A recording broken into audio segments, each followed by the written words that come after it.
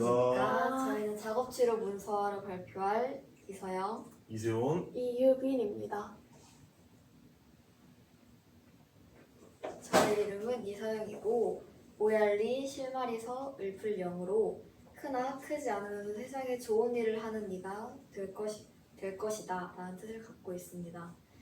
저는 청주 이씨고 경기도 안산에서 왔습니다. 제가 취미로 하는 것은 걷기, 산책하기, 운동하기이고 드라마로는 이제 제가 제일 좋아하는 드라마는 5월의 청춘이라는 드라마입니다. 네, 제 이름은 세상새 멀원 해가지고 세상에 널리 쓰이라는 뜻을 가지고 있고요. MBTI는 ESFP로 I가 반반 섞여 있습니다.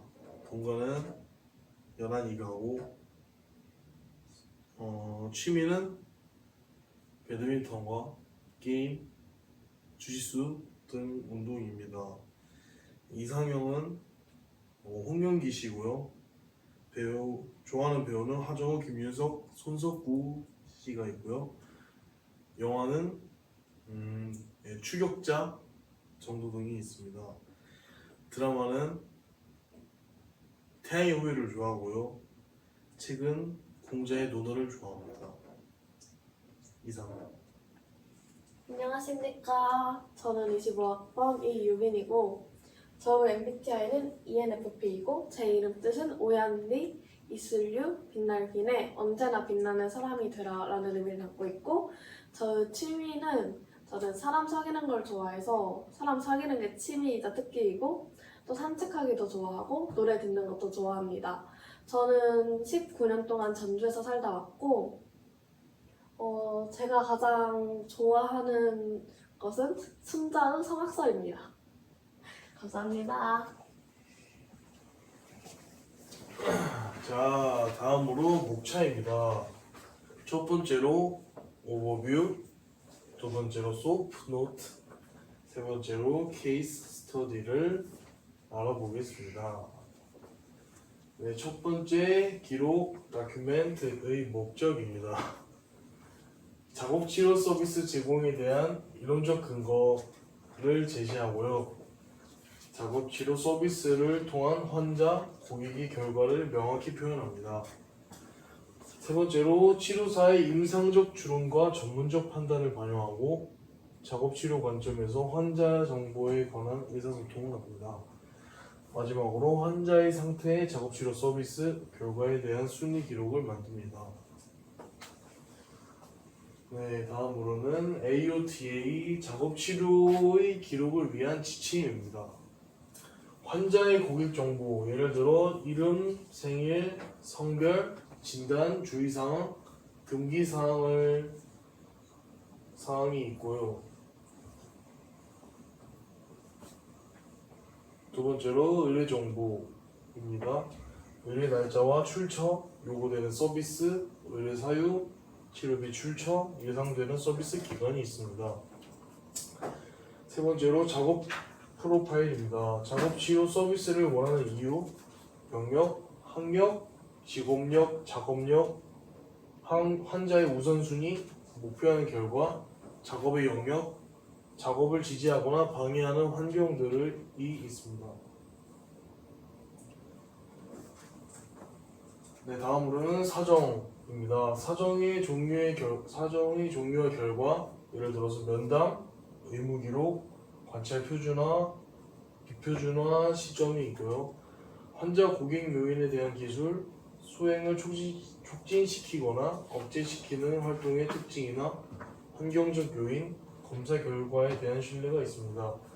요약 및 분석에서는 자료 해석과 요약이 있고요. 권고에서는 작업치료 서비스 또는 다른 서비스의 적합성에 대한 판단이 있습니다.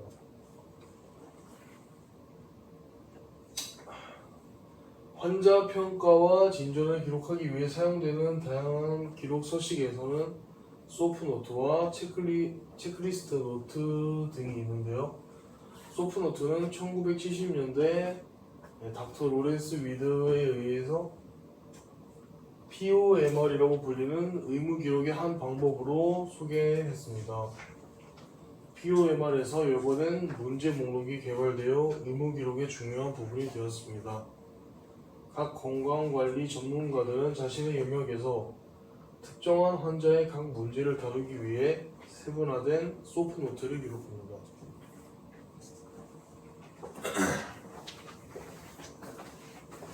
이제부터 썸노트에 대해 자세하게 설명하겠습니다.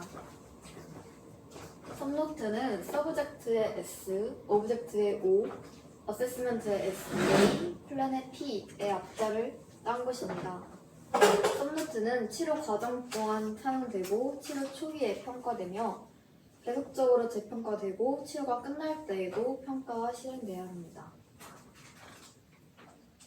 S의 서브젝티브 주관적 정보는 환자의 병력이라든지 생활 양식, 증상, 반응 등 환자의 태도가 어떤지, 환자가 어디가 불편한지, 기분의 상태 등 환자와 인터뷰하듯이 사용되는 평가입니다.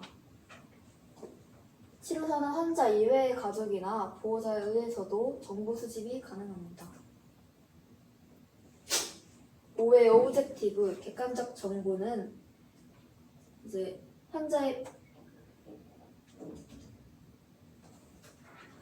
병력과 객관적 평가, 관찰의 결과, 치료 내용, 교육 활동 등 객관적 전략으로 분류되는 항목이 있습니다.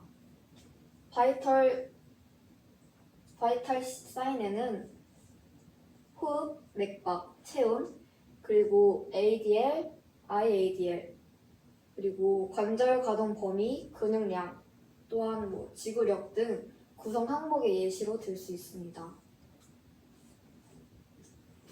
객관적 자료는 환자의 치료를 계획하는 데 사용되는 측정을 할 수 있거나 관찰할 수 있는 정보입니다. 객관적 자료를 만드는 검사 과정은 반복적입니다. A. 어세스멘트는 평가 정보를 뜻합니다. 주관적 단락 S와 객관적 단락인 O에서의 정보를 기반으로 환자의 문제에 접근한다고 볼 수 있습니다. 또한 어세스멘트는 장기 목표와 단기 목표로 나눕니다.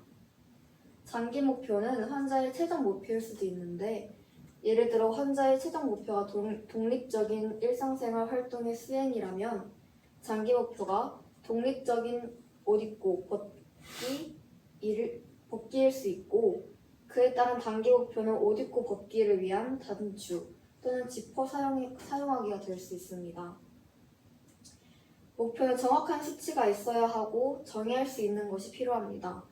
따라서 정확한 목표를 설정하기 위해 ABCD라는 이 네 가지 요소를 따라서 하는 것이 가장 좋은 방법입니다. 총 중에 A는 기능을 보일 사람, 즉 환자와 보호자가 있습니다. 행동의 B는 사람이 수행할 행동을 말하며, 조건의 C는 신체적, 환경적, 사회적 상태를 말합니다. 마지막인 D의 정도는 행동 달성 여부를 결정하는 기준이고, 가능한 기능의 용어를 사용하는 것이 좋습니다. 또한 이 장기 목표의 소요 시간을 한 달 이상의 기간을 설정하는 것이 좋고, 우선순위를 설정하는 것이 좋은 방법입니다. 단기 목표는 장기 목표를 이루기 위한 중간 단계라고 보면 되는데, 장기 목표 설정 후 단기 목표를 설정하는 것이 좋으며, 장기 목표와 마찬가지로 ABCD라는 네 가지 요소를 사용해서 목표를 설정하는 것이 좋습니다. 단기 목표의 소요 시간은 일주일 이상의 기간을 설정하는데, 이때 환자의 진단명과 치료 설정에 의존해야 합니다. 장기 목표와 마찬가지로 우선순위를 설정하는 것이 가장 좋은 방법입니다. 마지막으로 P의 플랜은 계획 정보입니다. 환자의 치료를 위한 계획이 포함되어 있으며, 단기 목표들을 성취하기 위해 하나 이상의 치료들이 존재합니다. 계획에 포함되는 정보는 환자에게 필요한 도구, 치료 장소, 환자 및 가족 교육, 가정 프로그램 등등이 있습니다.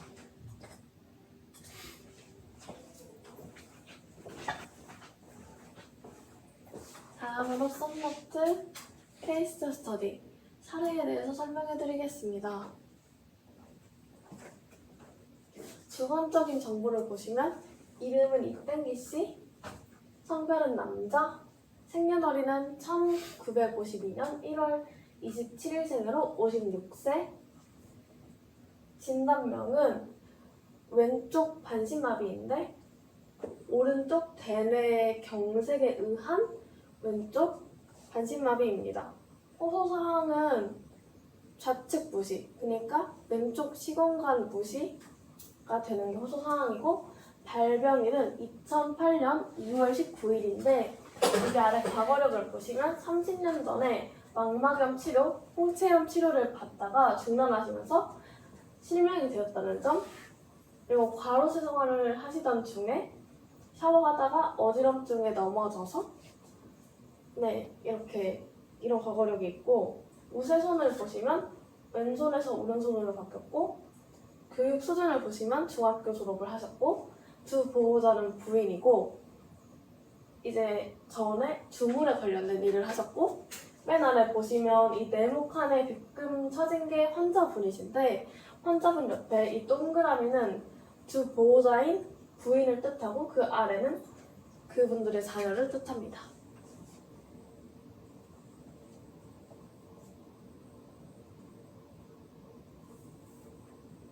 그 다음에 기능 수준을 보시면 여기 앉는 근형에서는 정적일 때는 노멀이고 움직일 때는 굿이고 그 아래는 서 있을 때 근형은 정적일 때는 페얼이고 움직일 때는 푸얼입니다.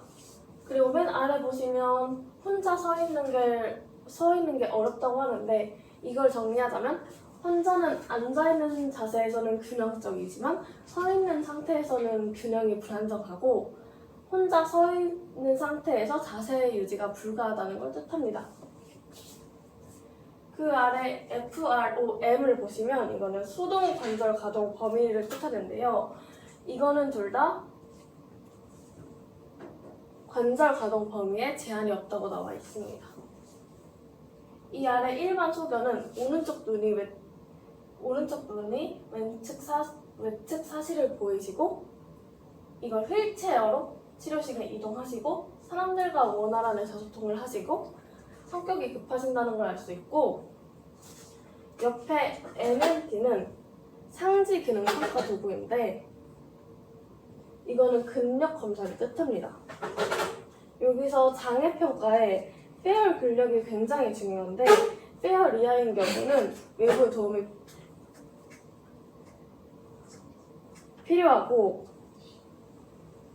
페어 리아 근육이 지나가는 관절은 구축이 잘 일어납니다. 그래서 보시면 어깨 부분은 페어리 굉장히 많은데 이는 좌측 어깨 근력이 전반적으로 약화되어 있다는 걸 뜻하고 아래 핑거 부분 보시면 페어, 푸어, 트레이스로 구성이 되어 있는데 이거는 구부리고 펴는 힘이 약하다는 걸 뜻하고 아래 엄지는 전부 다 트레이스로 되어 있는데 트레이스가 뭐냐면 근수축이 느껴는지지만 움직일 수 없는 상태를 말합니다. 그래서 엄지의 움직임이 거의 없는 상태라고 이해하시면 됩니다.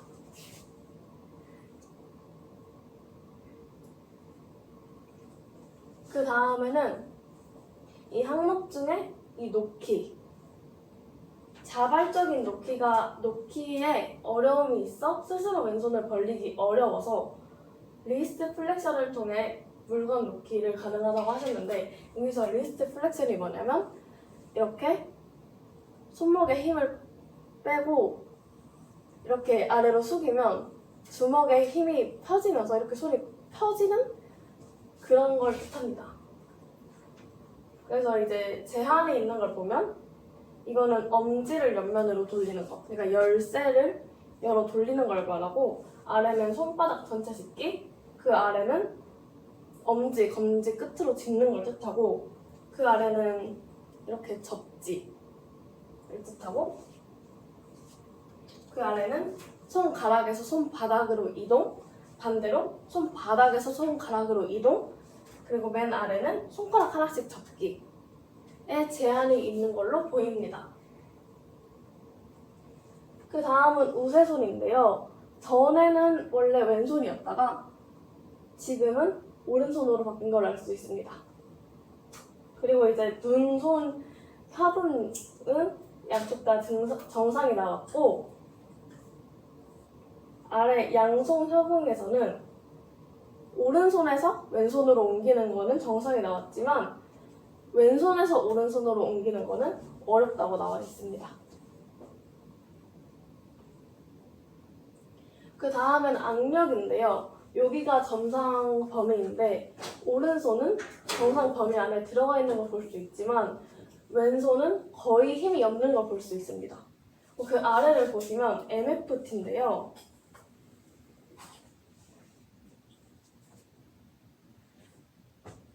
MFT는 뇌졸중 환자를 위한 평가 도구인데 뇌졸중 팔 평가, 기능 평가라고 하는데 이 MFT는 기능 회복 수준을 예측할 수 있도록 만들어진 평가 도구입니다. 그래서 보시면 이렇게 짚기, 입방치, 음반 이렇게 패드보드 활용하는 게 어려운 걸 알 수 있고 그래서 전체적으로 봤을 때 왼손 모든 유형에 힘이 거의 없다는 걸 알 수 있습니다. 그 다음은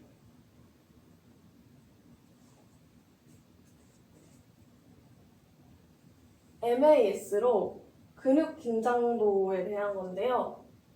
여기는 어깨, 팔꿈치, 손목 모두 경직이 없고 근 긴장도가 정상으로 나와 있습니다. 그래서 여기 아래 합병증을 보시면 부종은 오른쪽 왼쪽 둘 다 없고 탈구도 오른쪽 왼쪽 둘 다 없는데 어깨 통증만 왼쪽에 살짝 있는 걸로 나타나 있습니다.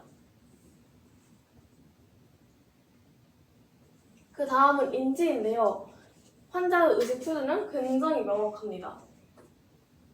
그 아래는 MMSEK라는 평가 도구가 나오는데요. 이거는 인지 기능 선별 검사로 진압력, 기억력, 집중력과 계산력, 언어 기능, 시공간 구석 능력 및 표현 능력, 판단력 등 7가지 하위 영역으로 구성이 되어 있는데 진압력은 예를 들어서 오늘은 몇 월 며칠인가요? 계절은 뭔가요? 여기는 어디인가요? 살고 있는 집이 어디인가요?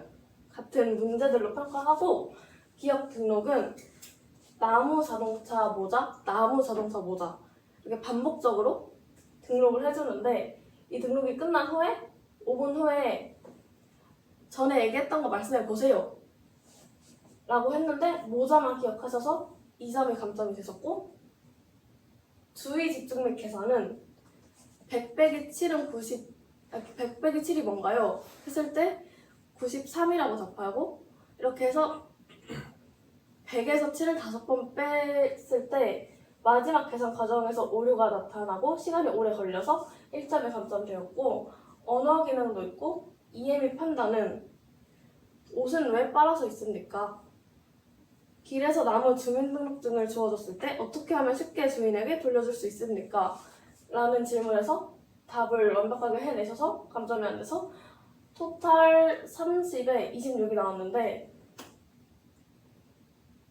약간의 저하는 있지만 정상 수준으로 보입니다. 그리고 알렌인지 레벨 테스트에서는 이렇게 바느질, 홈질을 했는데 그 좌측, 편측 무시로 인해서 처음 바느질 2땀은 정확히 수행했지만 마지막 3땀부터는 구멍을 건너뛰고 자신이 앞서 수행한 2땀을 인식하지 못하고 계속해서 땀을 따려고 하였고 수행 중에는 이 에러를 인식하지 못하였습니다.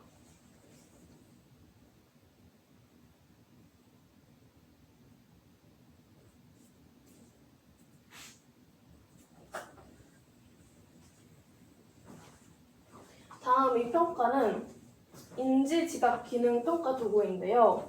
진압력, 지각 능력, 시각 운동 조직력, 사고 조장력과 수치 4개의 하위 영역, 20개의 요소로 구성이 되어 있고 보시면 전반적으로 시지각 운동, 사고력 영역에서 저하가 관찰되었고 진압력, 공강지각, 운동 실행력은 정상으로 나왔고 정상으로 나왔습니다.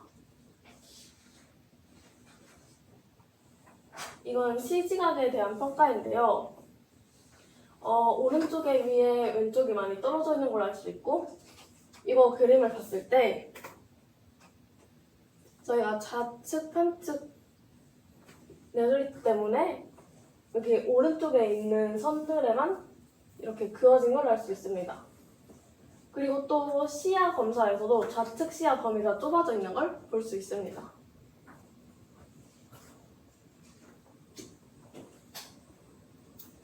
그리고 감각평가에서도 오른쪽에 비해 왼쪽이 현저히 떨어져 있는 걸 알 수 있고 일상생활 수행 능력에서는 개인위생, 목욕, 화장실 사용, 그리고 보행, 이렇게 휠체어 사용 아니면은 이제 의자나 침대 이동에 문제가 있다고 나왔고 그래서 의존도 수준은 중증도 도움 필요가 나왔습니다.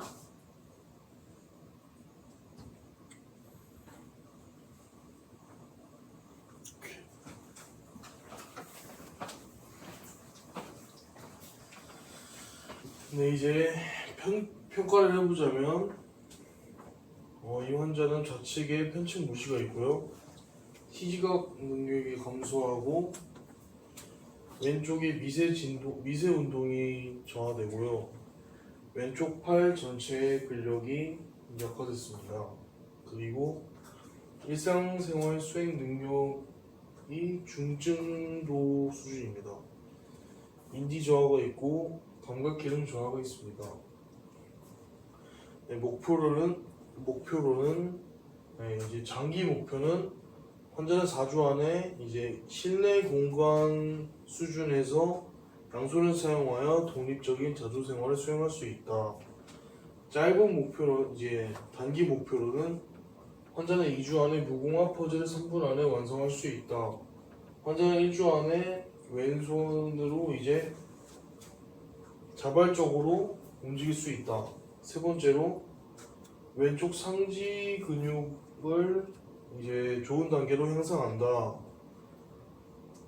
그리고 환자는 2주 안에 치료 사이클을 통해 셀프 케어를 수행할 수 있다. 입니다.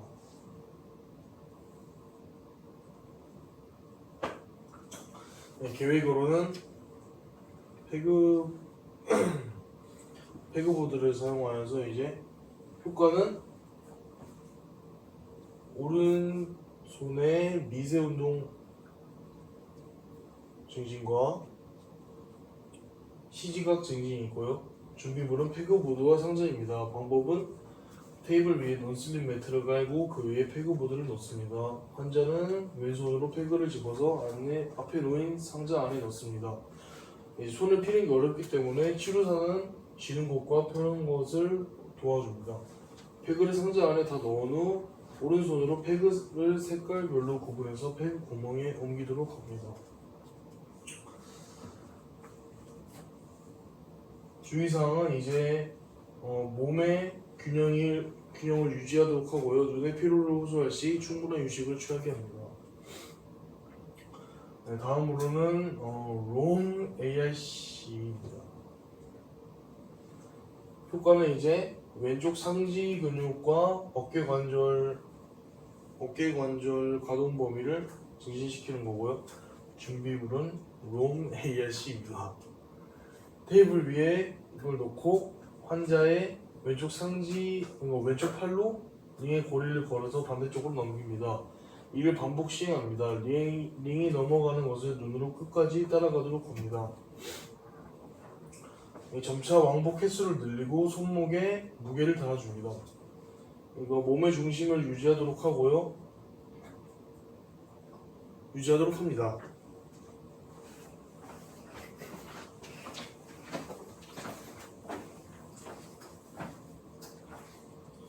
물건 맞추기의 효과로는 왼손 미세운동 증진과 감각 자극 제공할 수 있습니다. 준비물로는 원통형 컵, 구슬, 열쇠, 단추 등이 있고 방법으로는 손이 들어갈 수 있는 정도의 원통형 컵에 작은 구슬을 넣고 그 안에 열쇠 등 준비한 물건을 넣어 환자가 손을 넣어 물건을 맞추도록 합니다. 씻기와 화장실 사용 트레이닝의 효과로는 일상생활 독립성 향상이 있습니다. 준비물로는 세숫대야 비누, 수건 등이 있고 환자를 책상에 앉힌 뒤 치료사는 편마비를 위한 베딩과 토일렛 방법을 교육시킵니다. 이때 치료사가 시범을 보인 후 따라해보라고 하면 좋습니다. 스스로 보조도구를 사용해 씻을 수 있고 화장실 사용 후 재처리를 할 수 있게 합니다. 이때 주의사항은 보호자 교육을 함께 시켜 돌아가서도 환자 스스로 베딩과 토일렛을 하게 해야 합니다. 실제 집으로 돌아갔을 때 화장실과 욕실에서의 주의사항이나 고려해야 될 점을 알려주어 안전사고에 유의하도록 해야 합니다. 마지막으로 퍼즐 맞추기는 편측 무시 개선과 시지각 기능 향상 증진의 효과를 볼 수 있습니다.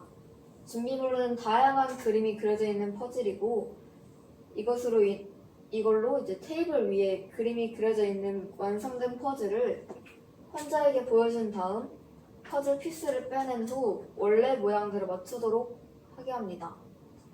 처음에는 단순한 그림과 큰 피스가 있는 퍼즐로 시작하며 점차 그림이 복잡하고 피스 수가 많은 것으로 시행합니다.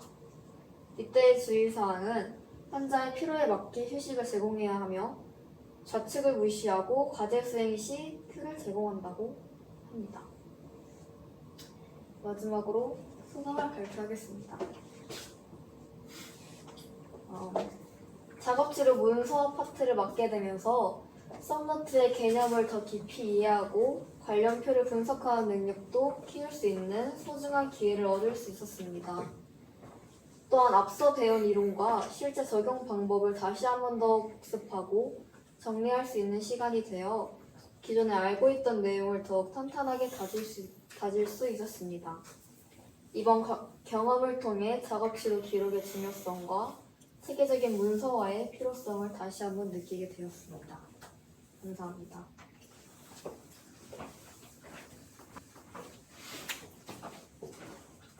네, 저는 작업치료의 문서화 파트를 맡게 되면서 수업 시간에 잘 이해가 되지 않았던 속과 케이스 스터디에 대해서 자세히 이해하게 되었습니다. 특히 수업의 구성 요소인 서브젝티브, 오브젝티브 어세스멘트 플랜에 대해 더 자세히 알게 되었습니다. 작업치료 학교를 더 공부하고 팀원들과 친해질 수 있어서 좋았습니다.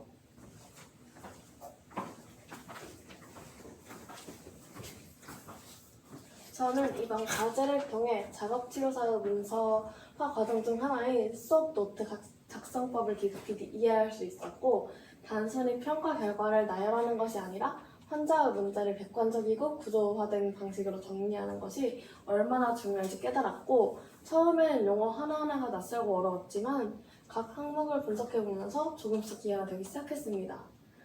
특히 서브젝티브 항목에서는 환자와 보호자의 진술이 어떻게 정리하느냐에 따라 치료 방향이 달라질 수 있다는 점이 인상 깊었고 오브젝티브 항목은 실제 환자의 기능 수준을 수치로 확인하는 부분이라서 더욱 논리적이고 세밀한 접근이 필요했습니다. 근력, 감각, 손기능, 시지각, 인지검사를 한꺼번에 해석하며 작업치료사가 왜 다양한 평구도구를 써야 하는지 체감하였고 또한 어세스먼트에서 문제점을 단순히 나열하는 것이 아니라 정확한 원인을 파악해 목표를 세우는 과정이 치료 계획과 직결된다는 점도 느꼈습니다. 목표 설정에서는 환자의 수준과 현실적인 시간 안에 도달할 수 있는 목표를 단계적으로 나누는 것이 매우 중요하다는 것을 깨달았고 플랜 항목에서는 단순한 치료도구 사용이 아니라 왜 이 도구를 선택했고 어떤 효과를 기대하며 어떻게 난이도 조절을 할 것인지까지 고려해야 했고, 예를 들어 패그보드 훈련은 왼손 트윈모터 기능뿐만 아니라 시지각협 무응력까지 복합적으로 자극할 수 있는 효과적인 존재임을 알게 되었고, 살해 대상자의 경우 우측 대뇌 경색으로 인해 좌측 마비 및 네글렉트가 있었고, 시지각 인지 감각 기능이 복합적으로 저하되어 있었습니다. 이처럼 단순히 한 가지 문제만 있는 것이 아니라 여러 기능이 복합적으로 연결되어 있기 때문에 치료사는 전인적인 시각을 가지고 접근해야 한다는 점도 느꼈습니다. 수업 노트는 결국 치료사의 생각의 흐름을 담는 문서이며 단순한 기록을 넘어서 환자의 변화의 방향을 설계하는 과정이라는 것을 알게 되었고, 또한 이 문서가 다른 치료사나 의사와 소통할 수 있는 공용 언어라는 점에서 신뢰성과 정확성이 매우 중요하다는 점을 배웠습니다. 이 과제를 준비하면서 내가 아직 부족한 부분이 많다는 것을 느꼈지만 동시에 점점 임상가로서 시야가 넓어지고 있다는 확신도 들었습니다. 앞으로 또 단순한 기록이 아닌 치료적 사고를 담아내는 문서를 훈련해야겠다고 다짐하게 되었고, 환자의 삶의 질 향상이라는 궁극적인 목표를 향해 나가기 위해 수업 노트는 치료사로서 반드시 익혀야 할 핵심 역량임을 다시금 느꼈습니다. 이번 학습은 단순히 과제를 넘어서 내 미래를 준비하는 매우 의미 있는 시간이 되었습니다. 이상으로 작업치료 문서 발표를 마치겠습니다. 감사합니다. 감사합니다.